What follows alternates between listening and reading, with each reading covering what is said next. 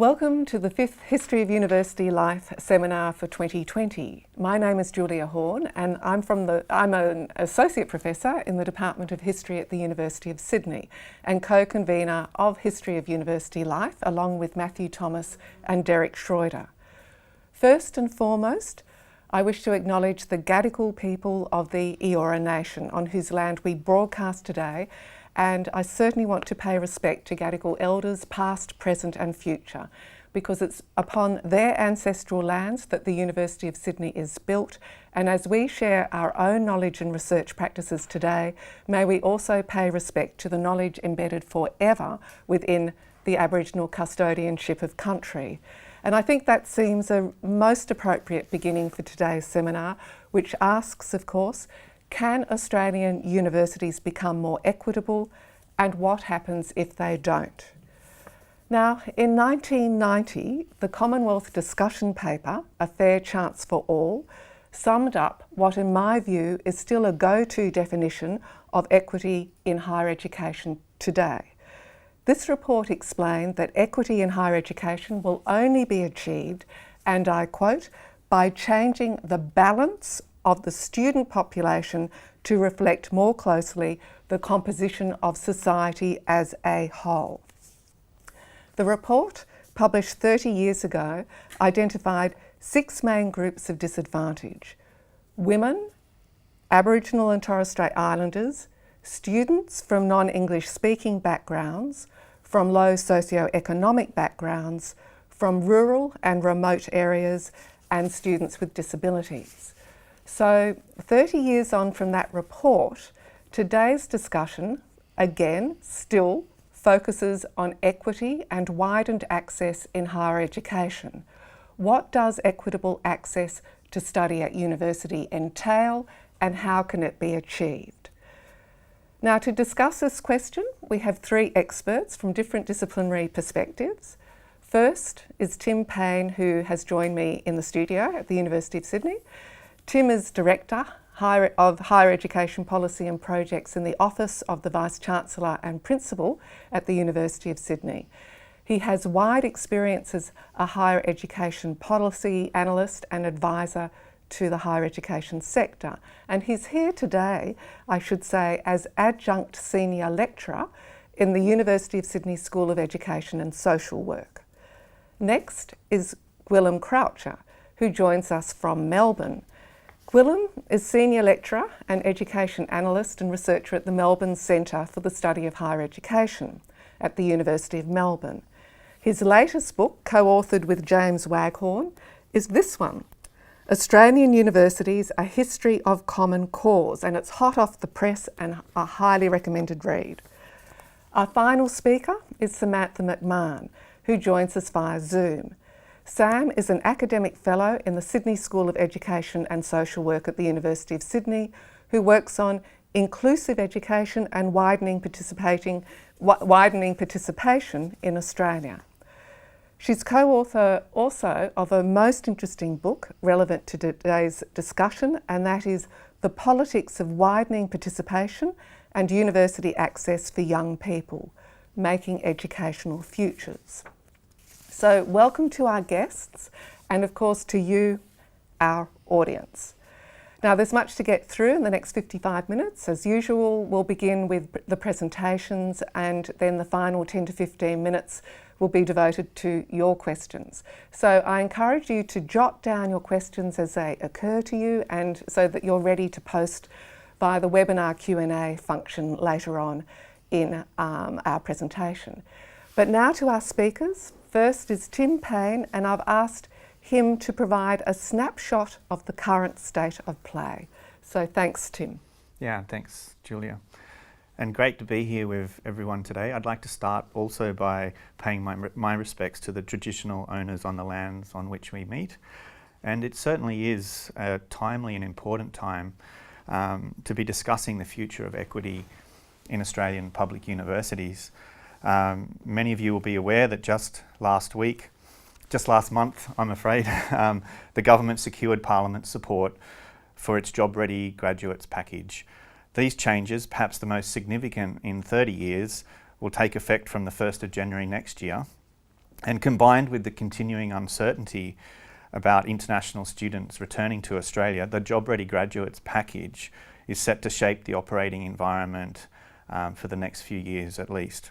I'm going to provide a quick overview of the equity aspects of the Job Ready Graduates package shortly, but first I thought it would be helpful to take us back to the Bradley Review of 2008, and people will recall, if we could just get that first slide up, thanks Peter. So the Bradley Review of 2008 provided recommendations to the then Rudd Labor government to look at increasing participation in higher education overall, but also particularly in increasing participation from low socioeconomic students from low socioeconomic backgrounds. So the first target that the Rudd government supported in 2009 was to see 40% of 25 to 34-year-old Australian students with a bachelor degree by 2025. And the second target was to see that 20% of domestic undergraduate students would come from low socioeconomic backgrounds by 2020. And what this slide is showing you is that from the time that those reforms were introduced, we have seen enormous growth in the Australian, the numbers of undergraduate students in the system. So between 2009 and 2017, we've actually got 200,000 additional undergraduate students in the system. So if we could just go to the second slide. This is just out of the latest OECD Education at a Glance report, and it shows that Australia actually reached the 40% target for students between 25 and 34 years of age having at least a bachelor degree. That target was reached in 2019, and I think in New South Wales it was reached a few years prior to that, and I think we might now be approaching something like 43 or 45. So on that first target, we have met that one. But if we could go to the next slide. And I haven't got all the equity groups here because I really wanted to focus on the low SES one. But you can see here that this is showing you the proportion of students from those 5 identified equity groups. So students from non-English speaking backgrounds, students with a disability, Indigenous students, low SES students, and regional and remote students. And because there has been strong growth in the numbers of students from all of these areas, but because the number of students overall who have been enrolling in the system and coming from more affluent backgrounds, we haven't quite reached the 20% target, but it is up to close to 19%. But that target was set for 2020, and we've got a little way to go.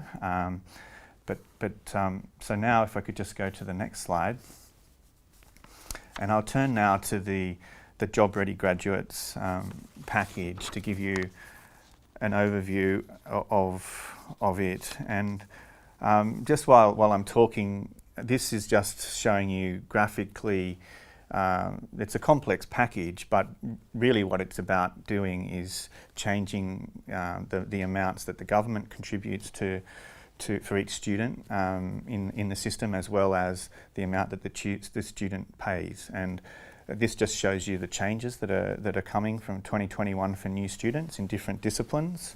But just to give you an overview from my perspective of what the Job Ready Graduates is really about, is the first thing is that the government needed to find a way to provide more places into the system after introducing a freeze on growth in places from 2018.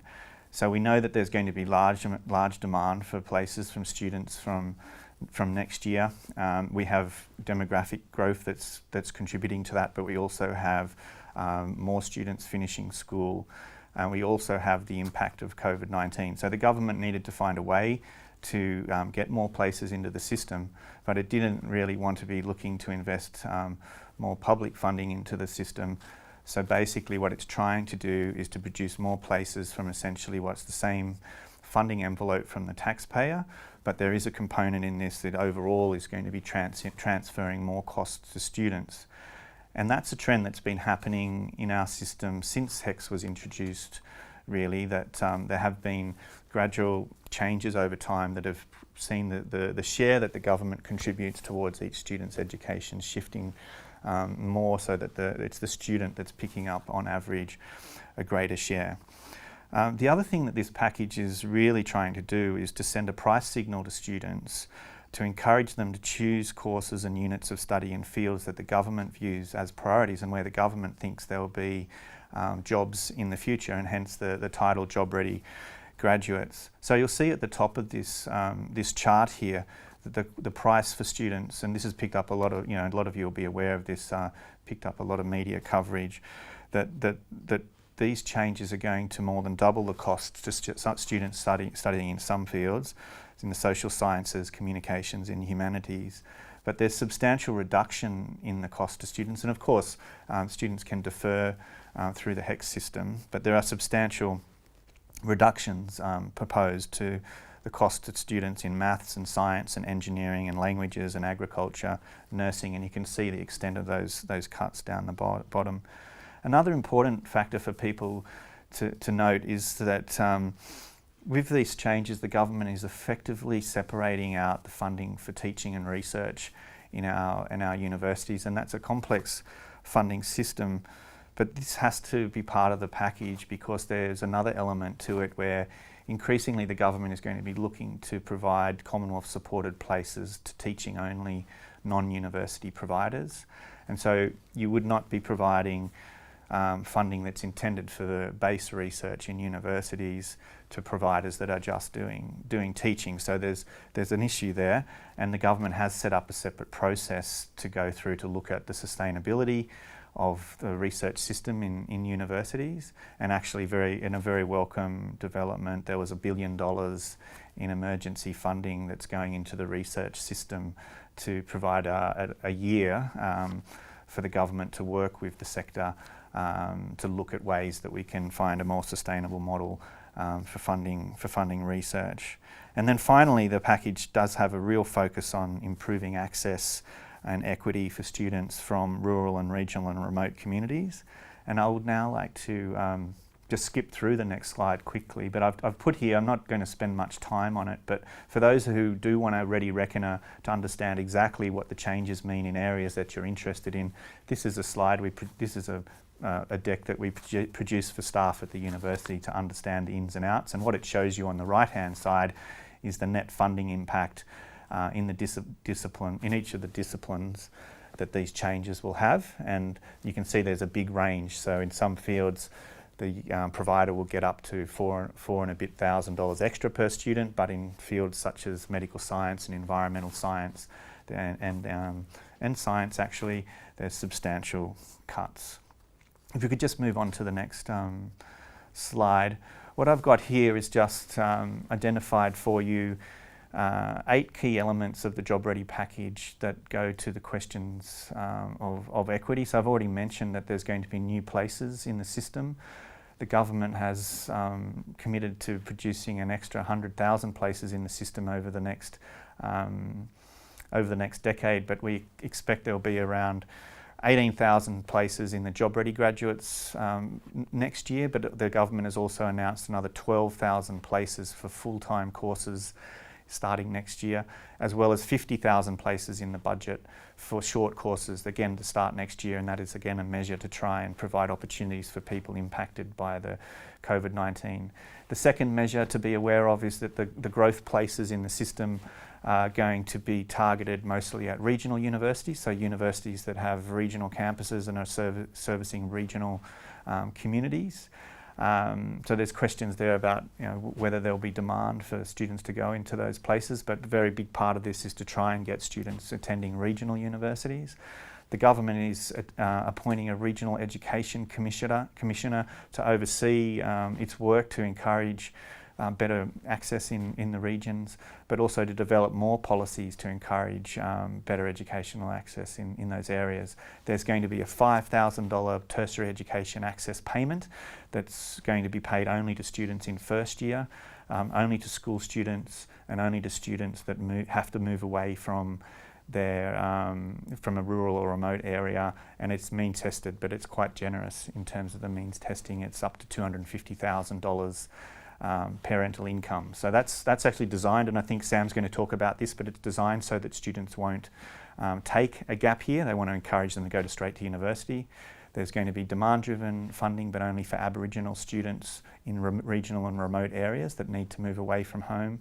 There's going to be a reshaping of the equity funding in universities to support students from disadvantaged backgrounds to really target and encourage them to enrol regional students. And there's going to be an increase in the number of regional university centres. Have I still got a little bit more time? I'm out of time. Oh, okay. Okay, well, I've run out of time, so what would you like to do? Sorry. No, well, I would like, something that we have actually spoken, of course, about is declining access to youth allowance. Yeah. So I just wonder, I know that you have a slide, so I just wonder if you could talk about a need for a review of student income support and, how urgent is it in terms of equity and access? I just thought people would be interesting to see this slide. So even before we entered the COVID-19 crisis, the number of students in the system who are in receipt of the youth allowance has been in decline, even though there have been some measures to increase access based on independence. But we've seen this decline, and I mentioned before that there are more students in the system and maybe coming from affluent backgrounds. But we also know that students on youth allowance have been receiving during the COVID-19 the supplement, which has been very good and it's helped them a lot. But that's being gradually phased out, and there's a big focus on making sure that the New Start allowance is kept at an acceptable rate. But I do think we need to be looking at how we make sure that we keep the need to improve the student income support payment, keep that on the agenda as well, because it's something that seems to often be forgotten. Yeah. So thank you very much. That was really, it's just wonderful to watch such informative slides and to have your expertise talk us through them. So now we actually have Gwilym Croucher, who I've asked to speak about the Higher Education Contribution Scheme, HECS, as we know it colloquially. So how we came to have this scheme and the ins and outs of it as a policy in order to increase access. So now we're going to go across the still closed New South Wales border to Victoria, and we will go to Gwil, who of course is now in a supposedly plague-free Melbourne. So over to you, Gwil. Thanks for the opportunity to speak this afternoon. I'll focus today on access and student fees, specifically the Higher Education Contribution Scheme. The scheme is now called HECS Help. We'll just call it HECS today for short. HECS has been a significant enabler for wider access to Australian universities.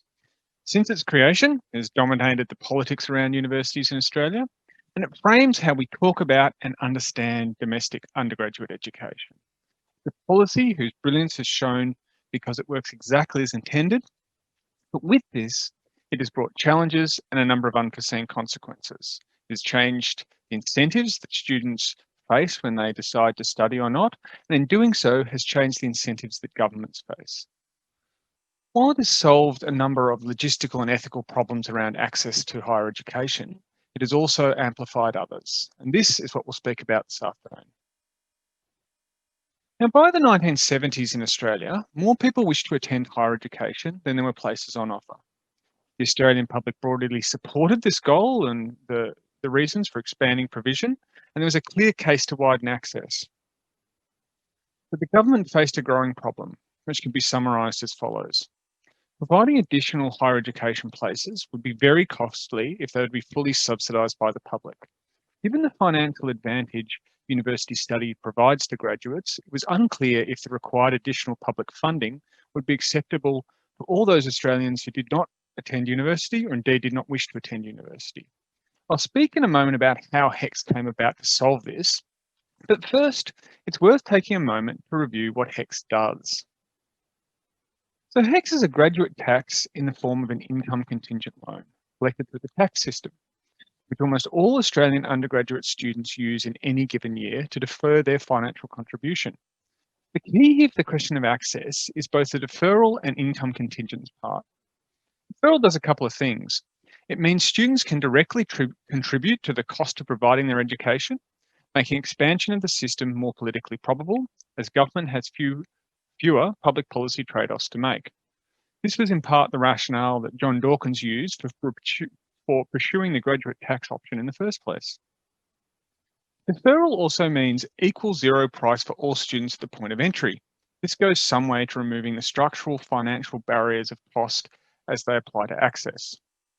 But how HECS defers is also important. By collecting through the tax system, only increasing the value of the loan by inflation and making the repayments income contingent, it changes the overall contribution that students make. And in doing so, it changes the incentives that students face. An extreme example can illustrate this. If you earn nothing over your lifetime, you pay no direct contribution to your higher education through HECS. If you expect to earn nothing, you expect that your higher education will be fully subsidised. This has some far-reaching implications. First, the loan settings and repayment schedule affect its equitableness. Second, changing the sticker price for degree does not change student choice as much as a price change would for most other goods and services. And this is a big problem for the Job Ready Grads package, which seeks to incentivise different areas of study by changing their price. And I'm sure we'll talk about this a bit later. And third, government subsidy and the extent of government subsidy can vary very significantly depending on all these settings. I'll turn now to how HECS came about.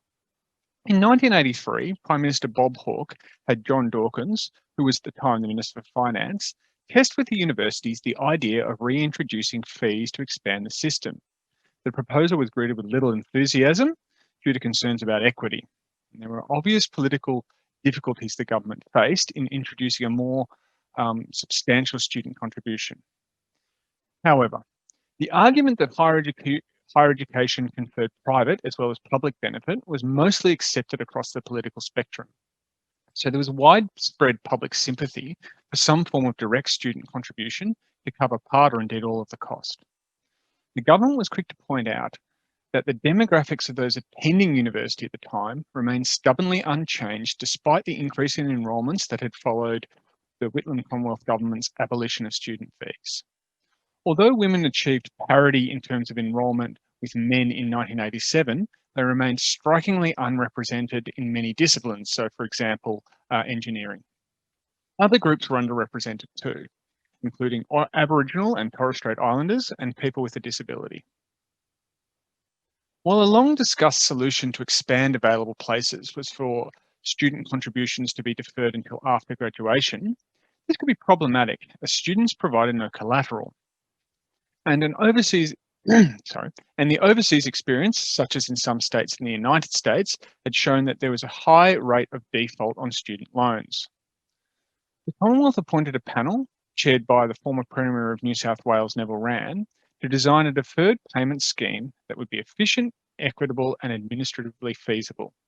The committee proposed that the student contribution be recovered from graduates through the tax system.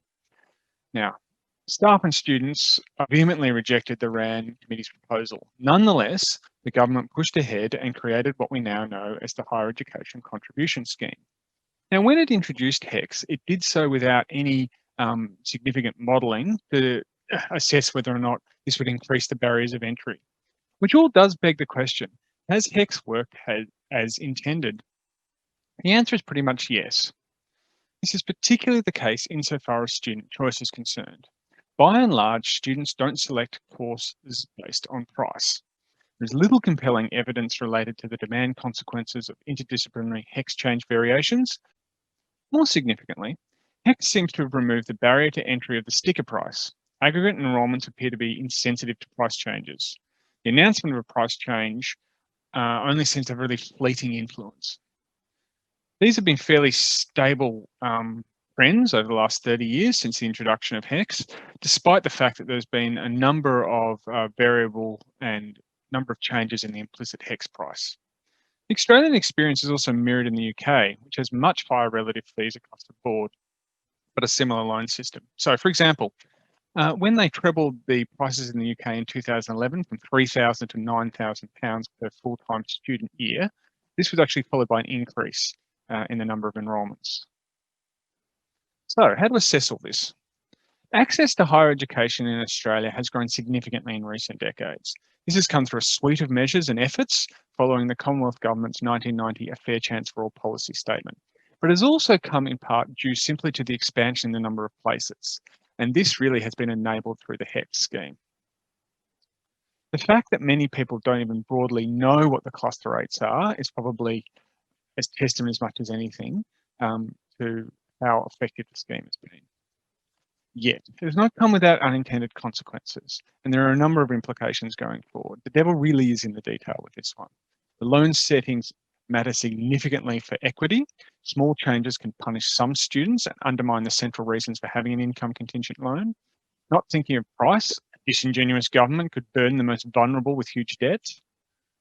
At the end of the day, there's also a limit to what higher education is worth compared to other options, such as other study or employment. Moreover, because the loan is treated as an asset in the Commonwealth budget, there's an incentive for government to preference increases in HEX over direct subsidisation. By treating the loan as an asset, it skews government decision making. As an asset, it's tempting for government to put any new expansion directly on the tab, as it were, knowing it won't dissuade students. Removing the price signal has therefore really taken the sting out of the politics, both for better and for worse. I'll end by saying that having a successful loan system through HEX only sharpens the question of access to what and on what terms. It does not relieve us from asking what policy measures are needed to achieve and improve access in Australia. It is important to consider whether, in policy terms, there are any easy wins we should focus on in the context of HEX. And these really are not easy questions, despite the fact we're looking for easy wins. We need a system that is driven by student needs, and this has implications for where and how resources are delivered. Thanks. So thank you very much, Gwil. Gwil is now going to come back to answer a live question. So, but anyway, I'm sure he can hear me while I ask that live question. And that is, I think it's really interesting, that last point you made, that, that student needs, that last point about student needs as a primary consideration. So what do you think is a key point or two that government policy makers, and perhaps universities too, should consider in student-focused equitable access? Thanks very much, Julia, and thanks for having me. I'm hoping we can see me now with the pandemic-stressed internet across the border. Yeah. So in terms of the question of what governments can do and to be student-centred, I mean, there's obviously a lot of things we can pick up here in terms of, and I'm sure we'll talk about this a bit later. The one thing I did want to stress is, I think in terms of thinking about equity in Australia at this point in time, especially in light of the jobs-ready graduate package, there's probably a need to go back to some of the fundamentals. And part of that is thinking about things, as I talked about in the presentation, about the things like the loan settings for HEX, what they mean. But also there's a bigger problem here that this points to in terms of getting back to the fundamentals, and that's really about the evidence base we're using and governments are using to make policy. I mean, one of the challenges, and I think Tim outlined some of this earlier, that the Jobs Ready graduate package really presents for us, is that it wasn't based on some of the best evidence. In fact, it's contrary to what we know about how students make decisions and how they choose to go to study. So it is very hard to think about how we're going to expand access and ensure there is equitable access until we start to sort out some of these problems, I think, going forward. Okay, thank you. And also for your very quick costume change there and scenery change also. Now we have Samantha Mcmahon, whose past and present research leads directly, in fact, to the concept of educational disadvantage and its impact on young people's futures. She's also a member of a research partnership with the Australian Indigenous Mentoring Experience, AIM, for those who know that acronym, which provides an important perspective, I think, on our discussion today. So welcome, Sam. Thank you very much for the beautiful introduction. So Gwilym and Tim's papers have really highlighted prevailing policy foci of university access and also, to a certain extent, affordability. My contribution today is to really think about how these issues are lived and felt for people who experience educational disadvantage. So first, let's think about what educational disadvantage is. So despite arguably equal access to compulsory education, there is not equity of educational outcomes in schooling.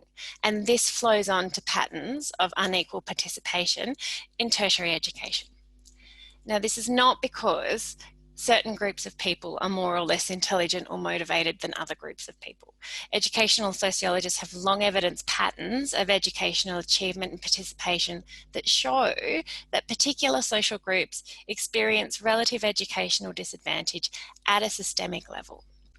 So these include the equity groups that several speakers today have already mentioned, people who experience socioeconomic disadvantage, people who live in regional and remote areas or for whom university is a very remote place, Aboriginal and Torres Strait Islanders, people who have a disability, and women in non-traditional areas of study.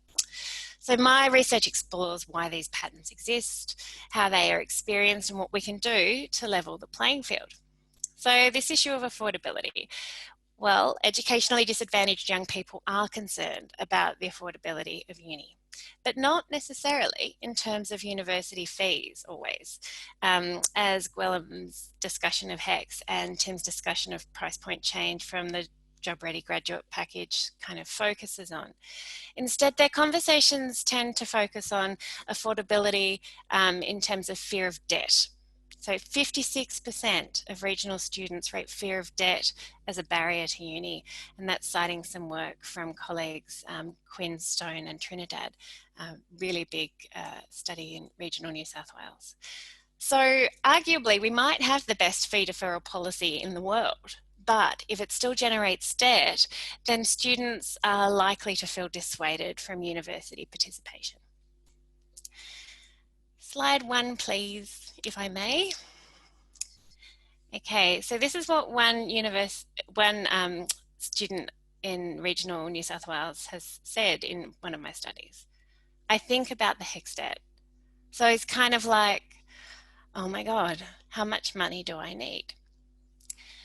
So this is neither glib hyperbole nor melodrama, but genuine exasperation on behalf of this young person.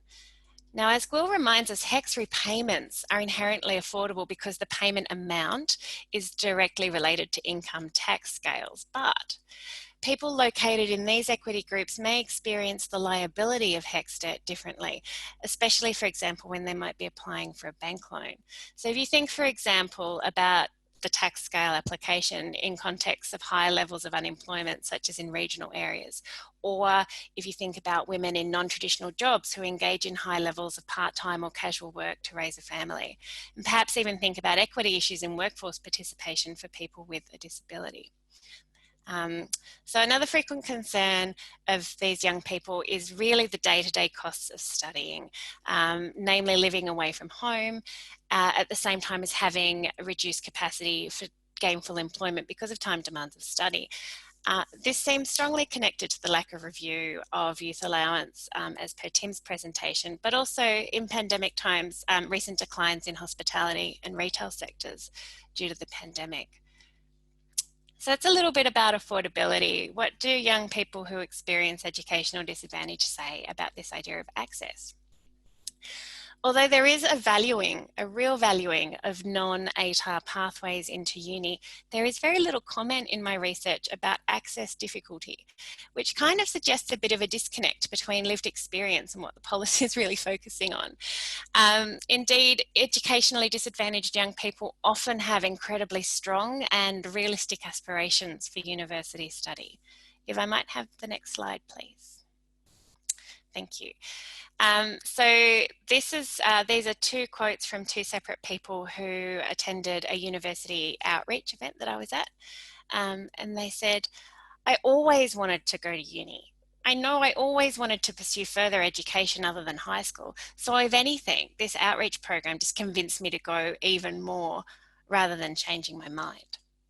And another student said, I've always wanted to go into tertiary education, and I feel like it's just like motivated me rather than changed my mind. So their concern about entry doesn't always seem to be the main issue. What is an issue is that young people's imagining of university, what university is like, often seems to render university as undesirable, and it makes transition to university highly unlikely. So many of the perceived barriers to uni seem to rest in misunderstandings of what university teaching and learning is like. And a really common misunderstanding is that university is a bigger version of school. May I have slide 3, please? So this is 5 different students' explanations of what they think university is. A really, really, really big high school. A version of school, I guess. It's sort of like a second base high school, isn't it? Scary. A giant high school. I don't know, it's like a bigger high school but with better technology. So belonging to an educationally disadvantaged group in compulsory education, these young people's experience of school, teaching and learning are sometimes not ideal, and that becomes problematic if they start thinking about university as just more school, more of the same. Next slide, please. These 3 young people in 2 separate conversations, I think summarise it quite neatly. I hate school. I've done 13 years of school and I don't need any more. I'm quite all right, thank you. Who'd want another couple of years of schooling? I'd kill myself, literally, if I had to go to school for another few years. And even if school isn't hated, belonging to educationally disadvantaged groups can include experiences of learning that are unhelpful to educational futures. So for many of our high school students that we speak with, learning is expressed as impermanent, based on drill and memorization for the express purpose of those exit exams. And my question is, if learning feels like this, why would these young people want to do more learning in big school or university? Next slide, please. And these are some of the things they say about how they feel about learning when they're at school. When I'm learning, I'm like a hot air balloon. So for example, when someone's speaking, like the teachers, it's like hot air runs into the hot air balloon. It's like my brain because it's getting filled with hot ideas. And then when they're not letting the air in, I'm back on the ground.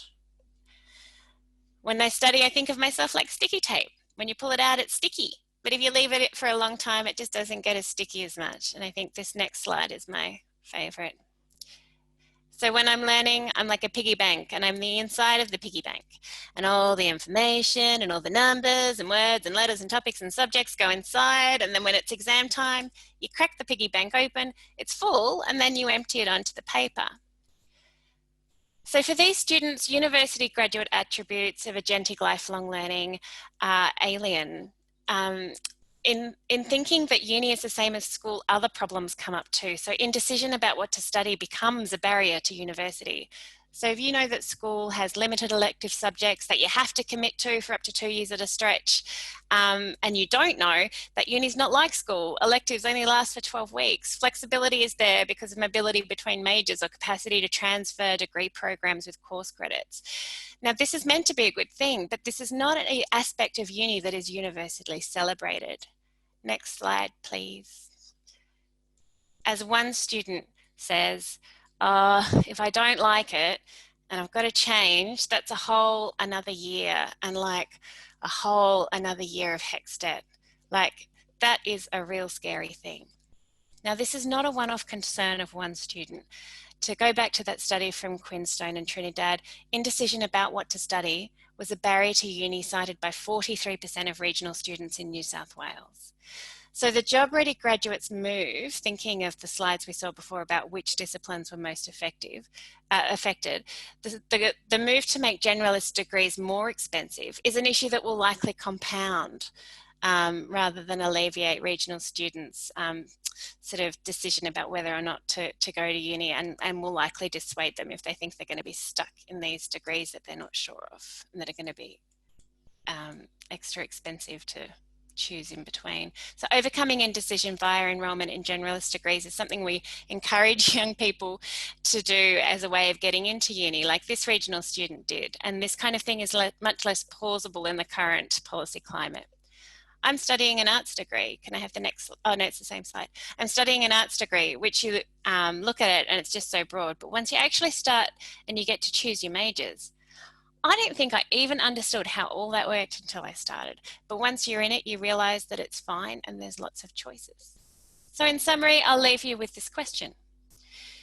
If you were these young people, would you consider university a desirable or plausible educational future? Perhaps we could redefine the policy imperative. Could we create policy sensitive to issues that matter to educationally disadvantaged young people? Fear of debt, indecision about studies, unsustainable living costs and limited employment during study, and understanding how schools and universities are different especially in terms of teaching and learning. Well, thank you very much, Sam, indeed. That was incredibly interesting and really great to hear the voices of young people enter this debate.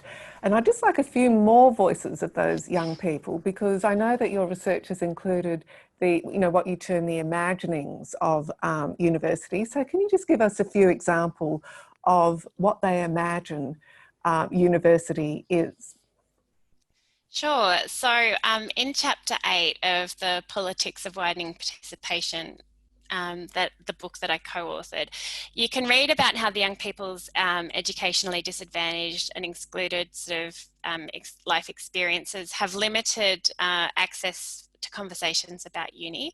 So this means that some of their ideas about uni are really quite surprising. There were very few positive ideas of what university was like. On the whole, it was all very overwhelming and anxiety provoking. There were lots of large scale metaphors. You heard it in some of that talk. It's too big. People had ideas of learning in football stadiums. Someone said a giant Costco, a big warehouse, mansions, hotels, castles, movie theatres, huge classrooms. Even the people in the university were imagined as large scale. I do have a direct quote about this, if I might trouble for slide 8, if that's okay. One student said, giants, because they'd be taller than me. Yes, because I'm so midget-like. I'd be scared. There'd be all these tall people running around, like tall, intimidating people. And the idea of these people at uni being often understood by young people as different to themselves, they won't fit in. I think I'm going to leave you with this last quote. One Aboriginal student I worked with at AIM said that meeting university students was eye-opening because he said, yeah, it's just a reality check that anyone can go to university. So who did you think went to uni? White people, successful people with money. You know what I mean?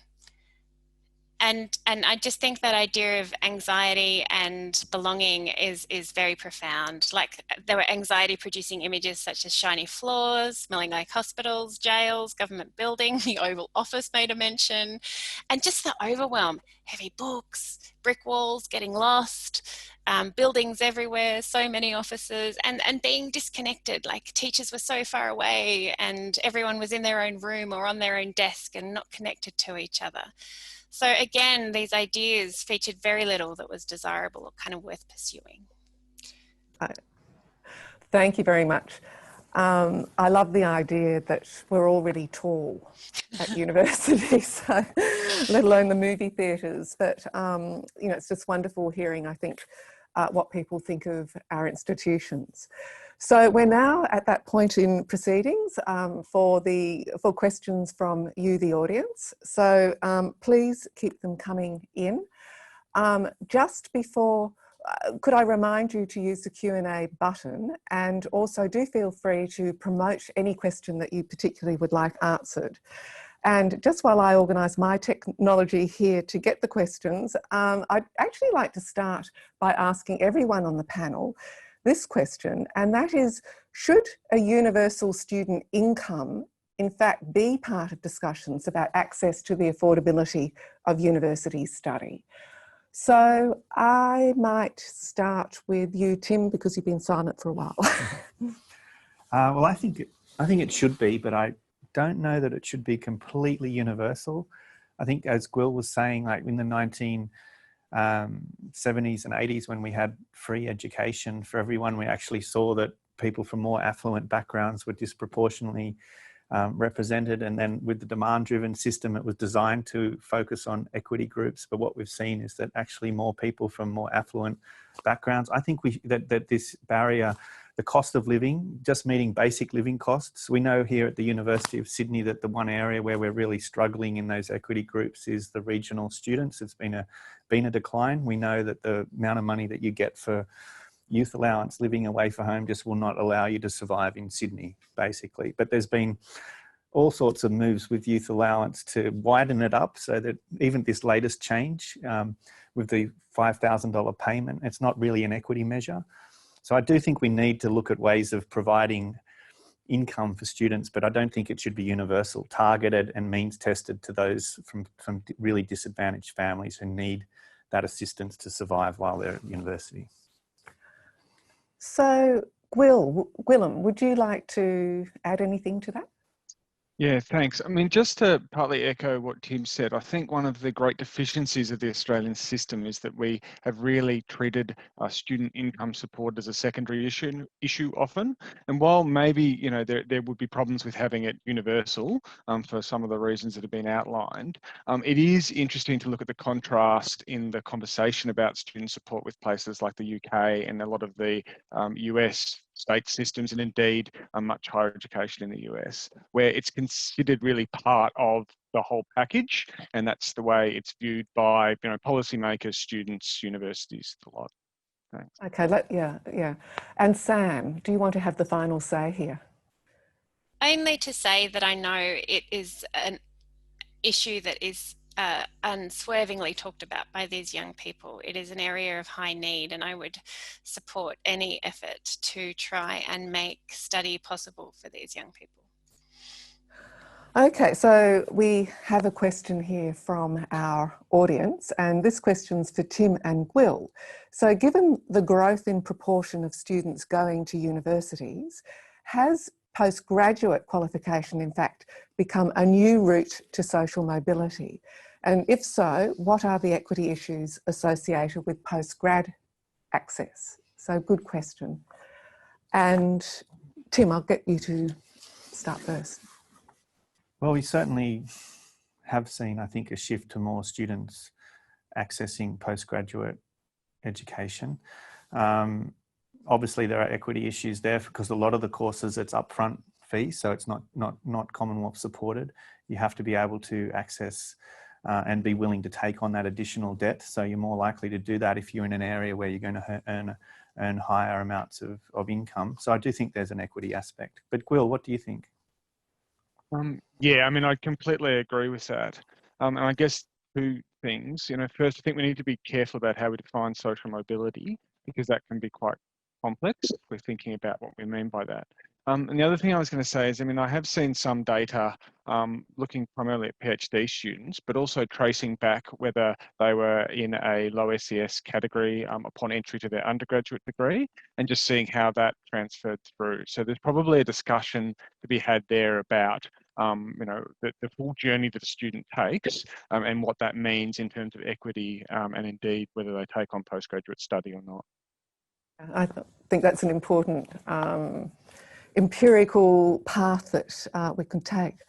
Here we have a question, again this time drawing on Tim and Sam's paper. So given the contrasts between the broad data trends, Tim, and in-depth qualitative data, so all those lovely quotes, which of course was Sam, how do we reconcile what are essentially different findings in some way? So, you know, the granular versus the mass of data. So, you know, how might we better focus on equity, perhaps in student information and choices? Sam, Sam, do you want to? Yeah, I'm happy to take that one to start off with. That's fine. Yeah. So I actually think, and I'm going to draw on Carol Backey and Sue Goodwin's policy analysis framework here. I think how we define problems and assumptions that we make very much impact the kinds of policies that we end up with. So if we think that the problem is we need more university places, that's the policy that we're going to come up with. And I think some of the existing schemes have a few really heavily laden with assumptions that need to be troubled. And I think one of the ideas is that merit is the settlement for uni admissions. Thanks, Gwil. And conversely, those who don't get in don't deserve to get in. And I think these ideas of merit, how it's judged, as opposed to ranking people generically, is important. And I also think, you know, we could redefine policy problems to be about human experience, but we tend to define policy problems in terms of economic things that we can measure. So, Tim, do you want to answer, you know, as someone who produces these amazing tables and statistics, where does that that qualitative evidence? Well, I do actually think this comes back to a broader question that we don't allow governments, because of the short-term political cycle, do not take a really long-term view. So one of the things that happened out of the Bradley Review is that there was quite a lot of funding put in for universities to build relationships with schools, even starting in primary schools. I mean, one of the problems with the data that I show you is that it's really, what are you measuring? People from high socioeconomic backgrounds that happen to live in a low socioeconomic area are showing up in some of that data, because it's what we measure. But the great thing about some of the programs which are now not funded to the extent they were is that they could really focus more on students as individuals. But the problem was that if you're working with primary school students, you're looking at 10 years or more before there's the prospect of going to university. And a lot of those programs are now being defunded, and we really didn't get to see the opportunity. But like, those programs are really to say early on, here's an individual, we're not going to treat you as a statistic, but you're an individual, and this is the pathway that you can take through to university. And I think that's what Sam's research is really picking up on, that every data point is actually an individual.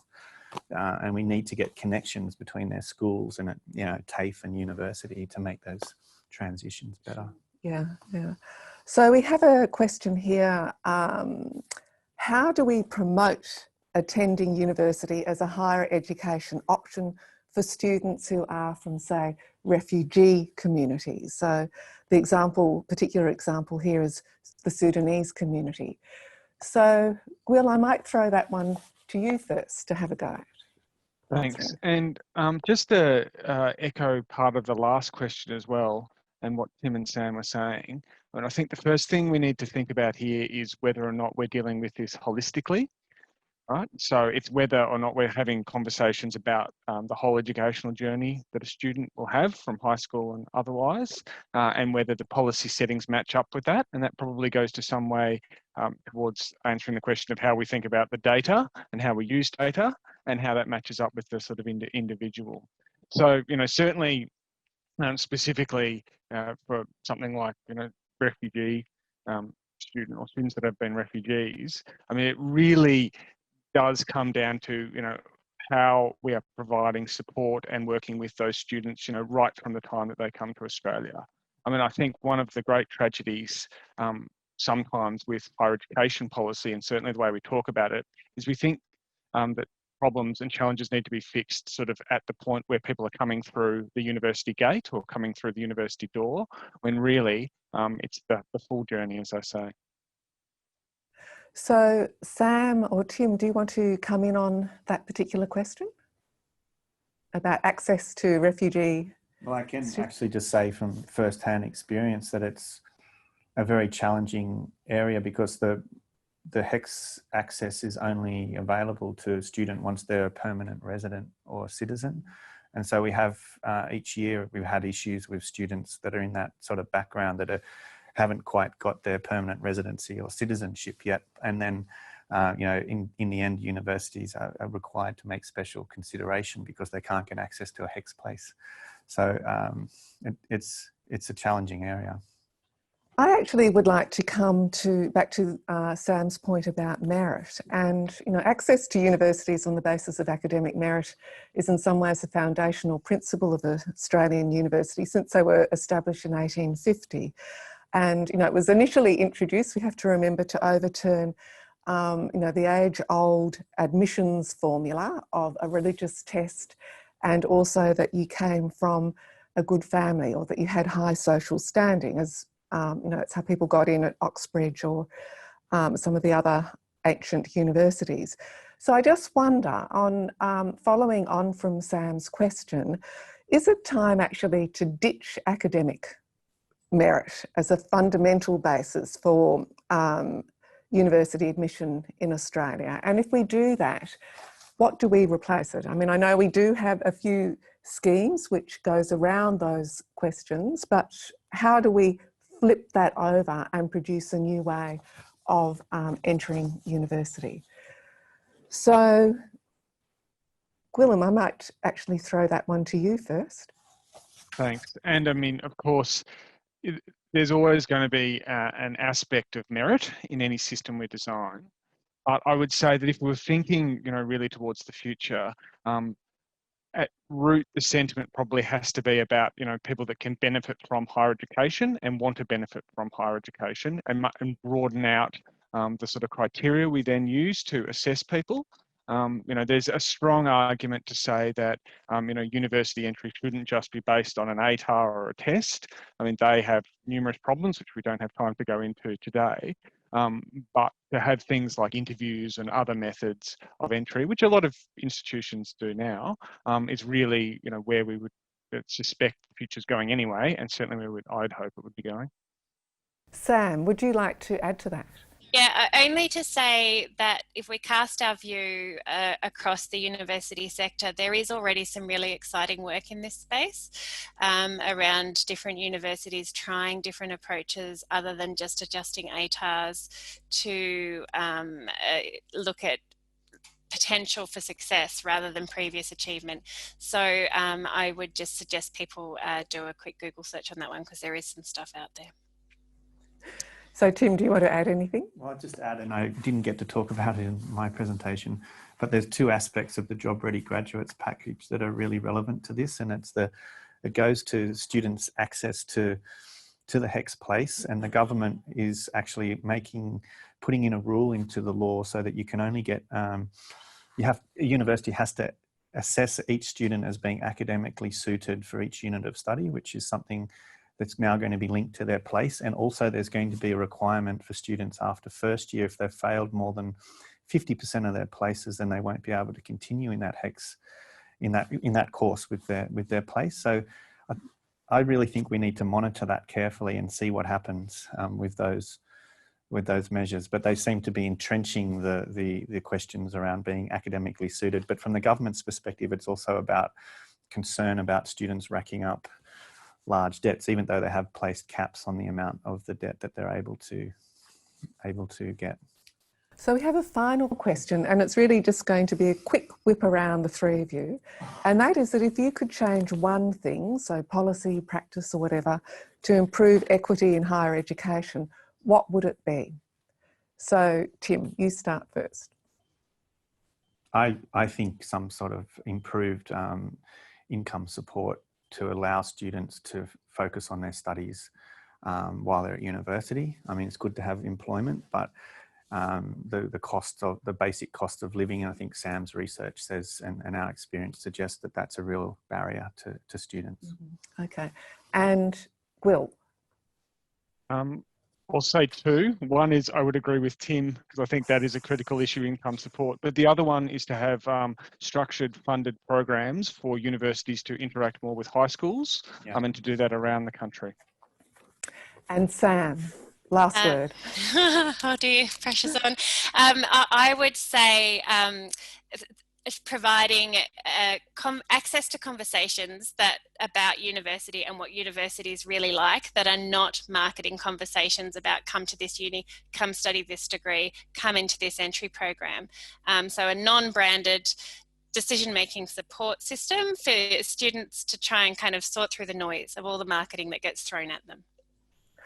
Okay, well, I think that's a good note to end on, and I think it's actually been a really wonderful set of presentations and discussion, in fact quite awesome, I think. So thank you to our guests today. A big round of silent applause, for your such illuminating analysis, and also of course to our appreciative audience, who I know if we could hear them would be clapping now. So that brings us to the end of this seminar. We reconvene on Wednesday, the 2nd of December at 4 p.m. for our final webinar in this series.